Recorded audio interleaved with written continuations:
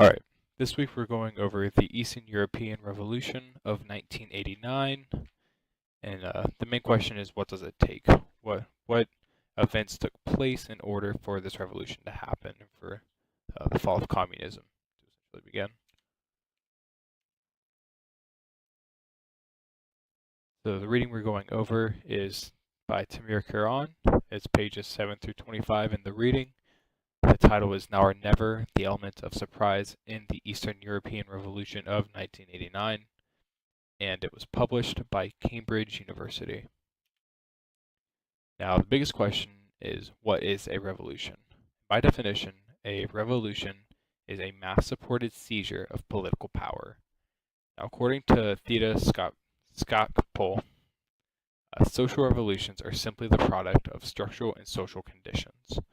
The reason massive upheavals are rare in political settings is that the social concept of joining mindsets against a power much stronger than their opposition is not a rational thought process. It doesn't make sense. Fighting against your much stronger government isn't usually a successful battle, therefore, why step out of the norm? The social norm will always revolve around doing what makes logical sense. It is the right thing to do in almost every situation. Just like I said, it doesn't make logical sense to fight against your government, whether you like what's going on or not. Therefore, revolting against your government, facing a much higher risk than the possible reward, is not a rational action, instantly making a revolution a near impossible goal for individuals acting alone. Now, what causes a revolution? Throughout history, revolutions have had an out-of-nowhere characteristic, despite the mass resistance that many overthrown governments have had. Now, why is that? How come the change isn't gradual as the people grow more and more discontent with their leaders? Why is it a consistent explosion of discontent within the government that should have been there all along, based on the mass disapproval now fighting the government in control? What I mean by that is, how come the dissent by the people isn't gradually shown over time? Why do they not show their true feelings, and why is it a explosive start of a revolution? What makes revolution so sudden? There are multiple deciding factors in when and how a revolution takes place. Therefore, there's no way to evaluate all factors at once, and the event of revolutions tends to seem very sudden and out of the blue. Even though there may be widespread discontent within the government, mass disapproval is not sufficient enough to mobilize large numbers of revolutionary actions. What I mean by that is, you can have all the discontent and anger in the world, but if there's no event or leading cause, no revolution will take place. The people will not see their opportunity, therefore they will not take that opportunity. A good comparison would be learned helplessness. If someone is told that they cannot do something, they will believe it. However, once they see that they can indeed do something, their desires come rushing back, and they use that as a source of confidence. They fight harder than they did before they were told that they can't have an effect on what's going on. They fight harder than they did before to achieve their goals. Back to what makes revolution so sudden, part 2. The potential revolutionary becomes paralyzed in their helplessness and feels powerless as an individual with no voice or power. Even though those involved in the revolution tend to be surprised when their goals materialized, this includes leaders in the revolution as well. Most revolutions, you go into it not thinking, oh, we're going to win, we're going to overthrow the government. You go in fighting, grasping for any change that you can get. Now, human nature is to go with the flow of what is around you. If those around you say that they agree with the current government, you showing dissent will have absolutely no positive outcome. You're just going to be one person sticking out of a crowd saying you don't agree. Nothing's really going to change. Or at least that's what you think at the surface.